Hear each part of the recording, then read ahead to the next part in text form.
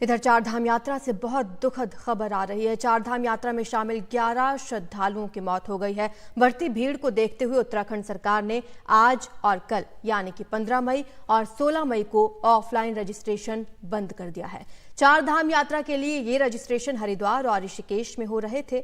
हालात ये हैं कि इस समय हजारों तीर्थयात्री पहले से ही हरिद्वार और ऋषिकेश में फंसे हुए हैं। ये तस्वीरें आप देखिए, आपको अनुमान लगेगा कि इस साल चारधाम की यात्रा करने वाले श्रद्धालुओं की संख्या में 44% की बढ़ोतरी हुई है। इसी वजह से अव्यवस्था हुई और सारी तैयारी धरी की धरी रह गई, जिसे लेकर गंगोत्री धाम के पुजारी भी बेहद नाराज नजर आ रहे हैं। उनका कहना है कि कल गंगा सप्तमी के मौके पर गंगोत्री में कोई भी श्रद्धालु नहीं पहुंच सका, क्योंकि बीच बीच में कई जगह श्रद्धालुओं को रोक दिया गया है। श्रद्धालु 24 घंटे से ज्यादा वक्त से जाम में फंसे हुए हैं। स्थानीय प्रशासन श्रद्धालुओं से कुछ दिन रुककर आने की अपील कर रहा है। यानी सरकारी तौर पर जो सारी तैयारियां की गई थी या दावे किए गए थे, वो नाकाफी साबित हो रहे हैं।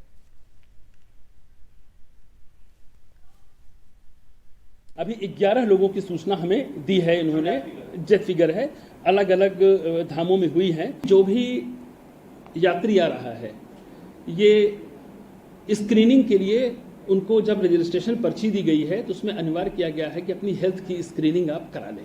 जो रजिस्ट्रेशन फॉर्म है उसमें उनसे मेडिकल हिस्ट्री भी मांगी गई है। सभी से अनुरोध है श्रद्धालुओं से कि अपनी हेल्थ कंडीशन को जरूर वो डिस्क्लोज करें, और अगर डॉक्टर्स की ये सलाह आ रही है कि आप अभी यात्रा न करें तो उस सलाह को गंभीरता से लें। हमारे सहयोगी किशोर रावत हमें ज्यादा जानकारी देंगे। किशोर, जो 11 श्रद्धालुओं की मौत की खबर आ रही है, किस तरीके के ये आंकड़े हैं, कैसे इनकी मौत हुई है? बिल्कुल, जिस तरीके से चारधाम यात्रा चल रही है, क्राउड बहुत ज़्यादा आ चुका है और सरकार उसको मैनेज नहीं कर पा रही है। दूसरी तरफ जो 11 श्रद्धालुओं की डेथ की सूचना आ रही है, इसकी जानकारी गढ़वाल कमिश्नर विनय शंकर पांडे ने एक प्रेस कॉन्फ्रेंस में दी। उन्होंने कहा अलग अलग जगहों से जो जानकारी आई उसमें 11 श्रद्धालुओं की मृत्यु की खबर है, और ज़्यादातर इसमें जो श्रद्धालु है उनको पुरानी कोई बीमारी थी, और ज़्यादातर जो कार्डिक अटैक यानी हार्ट अटैक के कारण हुई है, क्योंकि हाई अल्टीट्यूड है और अक्सर श्रद्धालु बहुत जल्दी वहाँ पहुँचने के लिए और उनके शरीर है वो उस तरह से ढल नहीं पा रहा है।